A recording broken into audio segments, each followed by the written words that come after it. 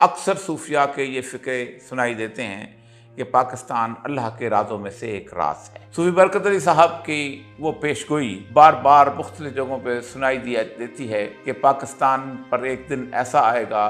कि इसकी हाँ और ना में अक़वाम आलम के फैसले हुआ करें। इसके साथ साथ पाकिस्तान के साथ वाबस्ता ग़ज़वा हिंद की कहानियाँ और उसके साथ साथ नेमत शाह वली की वो पेशगोइयाँ, जिससे हम ये तसव्वुर करते थे कि शायद पाकिस्तान जो है ये 75 साल से एक ऐसी कौम है जो नाकाबिल शिकस्त है, और शायद पाकिस्तान जो एक जुग़राफ़ियाई ख़ित्ता है उसमें बसने वाला हर शख्स जो है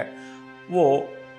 शायद सिलेक्टेड यानी मुंतखब शुदा है। हज़रात गिरामी, ये तमाम लोग मेरे लिए इंतहाई मोहतरम हैं, और ये वो लोग हैं कि जिन्होंने रूहानी मनाज़िल तय करते हुए वो मकाम हासिल किया है कि मैं उसकी गर्द राह भी नहीं हूँ।